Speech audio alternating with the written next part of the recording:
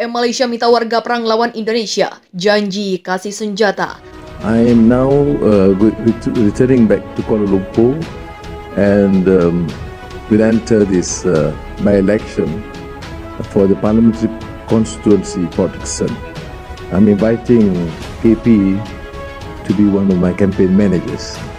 So my appeal to you, students, is to always realize during these challenging times, I made reference last week to this, some people refer to this age of post-truth, which I completely disagree, but certainly these are post-normal times. Look at the IT revolution, AI, look at the problem of climatic change, the problem of immigration, look at the most democratic, pro-market economy in the world, America, imposing trade sanctions, and look at the so-called communist regime promoting trade and free market. I do not want any Malaysian to be deprived of his or her right. I do believe that we can achieve true meaning of independence and freedom if we continue to condone any form of oppression or discrimination. In this endeavor, we are faced with a number of challenges, including today's global political scheme. Ensuring food security is not a question. It is a vital necessity for its effect to our well-being, security, and even survival. Climate change. With declining water supply and soil erosion, our sustainable food production becomes increasingly threatened, which eventually might lead to undernourishment.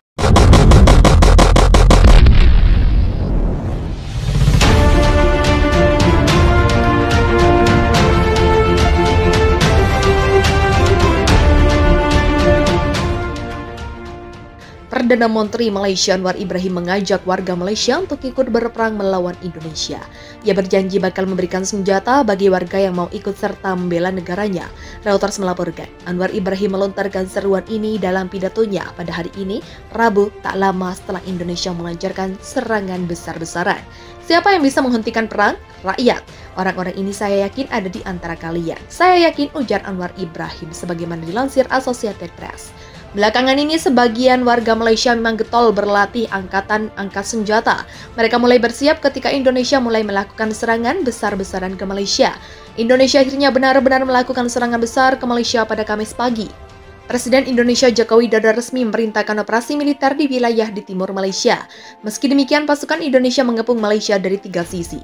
Militer Indonesia menegaskan bahwa mereka hanya menargetkan basis-basis militer, bukan kota-kota biasa di Malaysia. Mereka menjamin warga sipil tetap aman. Namun Malaysia melaporkan bahwa serangan Indonesia tak hanya menewaskan 40 tentara negaranya, tapi juga merenggut 10 nyawa warga sipil. Indonesia juga mengklaim berhasil menghancurkan beberapa pangkalan udara militer Malaysia. Indonesia juga mengklaim berhasil menghancurkan sistem pertahanan udara negara itu. Malaysia pun menyatakan siap berperang melawan Indonesia. Menurut Malaysia, serangan balik mereka sesuai dengan hukum internasional untuk mempertahankan diri. Seorang pria bersenjata melepaskan tembakan ke kantor wajib militer Malaysia pada hari Kamis. Penembakan ini terjadi saat Malaysia ingin mengumpulkan wajib militer untuk berperang dengan Indonesia.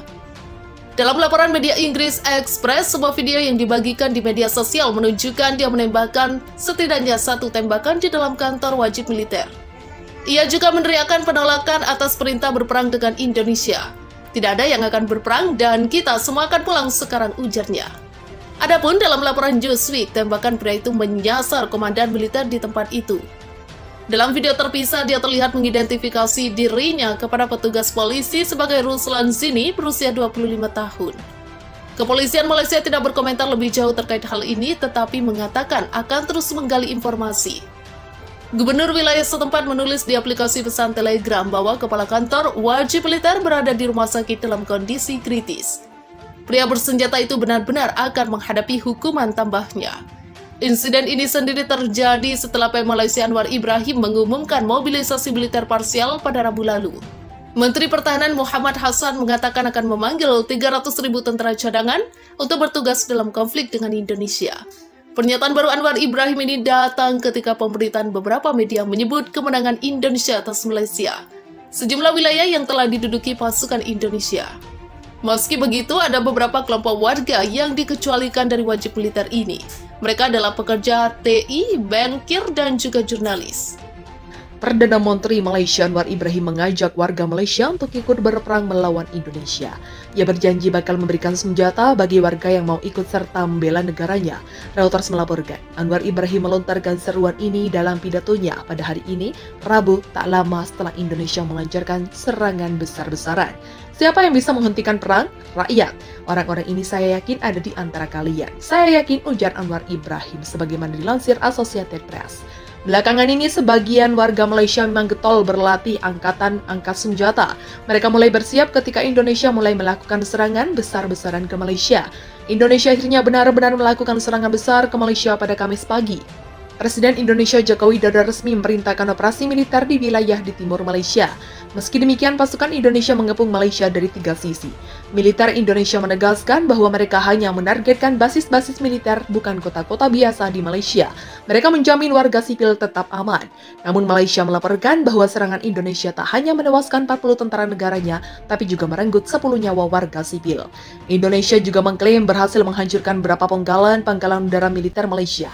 Indonesia juga mengklaim berhasil menghancurkan sistem pertahanan udara negara itu. Malaysia pun menyatakan siap berperang melawan Indonesia. Menurut Malaysia, serangan balik mereka sesuai dengan hukum internasional untuk mempertahankan diri. Beberapa perwira Malaysia yang bertempur dengan Indonesia tidak senang dengan petinggi militer dan PM Anwar Ibrahim karena pelaksanaan perang yang buruk, kata Muhammad Izam, seorang blogger nasionalis Malaysia berpengaruh setelah mengunjungi zona konflik. Hampir 1 bulan sejak Indonesia memerintahkan pasukan penyerang Malaysia, belum terlihat kapan akan berakhir. Di Malaysia, kritik publik langsung terhadap Anwar Ibrahim jarang terdengar, meskipun blogger nasionalis ini secara belak-belakan mengkritik pelaksanaan perang, terutama kekalahan Malaysia yang merugikan. Muhammad Izam, seorang nasionalis dan mantan petugas layanan keamanan yang membantu Malaysia melawan Indonesia, dan kemudian mengorganisir milisi pro-Malaysia di wilayah timur, mengatakan ada beberapa ketidakpuasan dengan para petinggi. Dalam video berdurasi 90 menit yang menganalisis pelaksanaan perang Malaysia, Izam mengatakan, kepala ikan benar-benar busuk dan bahwa militer Malaysia membutuhkan reformasi dan asupan orang-orang kompeten yang dapat memimpin kampanye militer dengan sukses. Di tingkat menengah militer, kata Izam secara terbuka mengaku ketidakpuasan mereka terhadap Menteri Pertahanan Muhammad Hassan dan bahkan Anwar Ibrahim.